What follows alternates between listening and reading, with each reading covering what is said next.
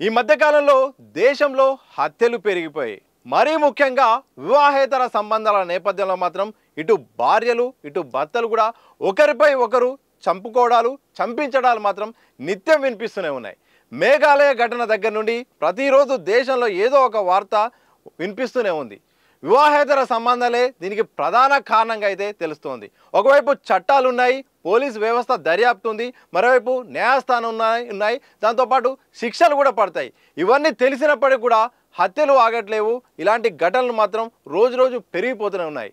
తాజాగా కర్నూలు జిల్లాలో జరిగిన ఘటన కూడా దీనికి సంబంధించిన విషయం కూడా ఇప్పుడు దేశవ్యాప్తంగా చర్చనీయాంశంగా మారుతున్నాయి. ఒకసారి వివరాల్లోకి వెళ్ళే ప్రయత్నం చేద్దాం. వివాహేతర సంబంధం ఓ నిండు ప్రాణాన్ని బలిగొంది. ప్రియుడి మోజులో పడిన ఓ భార్య కట్టుకున్న భర్తనే కిరాతకంగా హత్య చేయించిన ఘటన కర్నూలు జిల్లాలో వెలుగు చూసింది. ఈ సంఘటన స్థానికంగా తీవ్ర కలకలం రేపింది. పోలీసులు వెల్లడించిన వివరాల ప్రకారం అప్సరీ మండలం తొగలగల్లు గ్రామానికి చెందిన అహోబిలం పద్మావతి దంపతులున్నారు. అయితే కొంతకాలంగా పద్మావతికి చెన్నబసవ అనే వ్యక్తితో వివాహేతర సంబంధం కొనసాగుతుంది.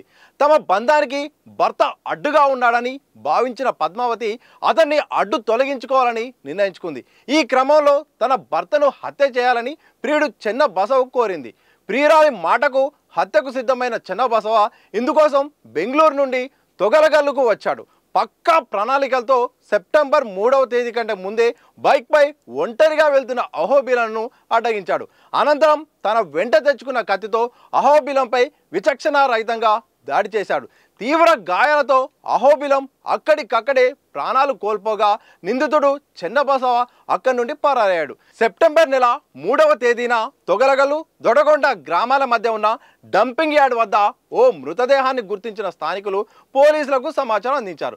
ఘటనా స్థలానికి చేరుకున్న పోలీసులు మృతుడిని అహోబిలంగా నిర్ధారించి కేసు నమోదు చేశారు. దర్యాప్తులో భాగంగా భార్య పద్మావతి ప్రవర్తనపై అనుమానం రావడంతో ఆమెను అదుపులోకి తీసుకుని విచారించారు. విచారణలో ఆమె నేరం అంగీకరించడంతో ఈ హత్య వెనుక ఉన్న వివాహేతర బంధం కూడా గుట్టు రట్టయింది.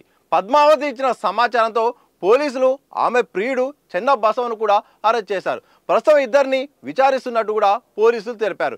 ఇలా నిత్యం కూడా ఏదో ఒక వార్త వినిపిస్తూనే ఉంది. భార్య భర్తల మధ్య వివాహేతర సంబంధం కూడా ఇటు మరణాలకు కూడా దారితీస్తుంది, ఘటనలకు దారితీస్తుంది, కుటుంబ వ్యవస్థను కూడా విచ్ఛిన్నం కూడా చేస్తుంది. చాలా అంటే ఒకవైపు పోలీసు వ్యవస్థ ఉంది, న్యాయ వ్యవస్థ ఉంది, శిక్షలు పడతాయని తెలుసు. ఇన్ని తెలిసినప్పటికీ కూడా ఎక్కడ కూడా హత్య చేయడానికి మాత్రం ఇటు భర్త కానీ భార్య కానీ అలాగే ప్రియులు కూడా ఎక్కడ కూడా వెనకాడట్లేదు, భయపడట్లేదు.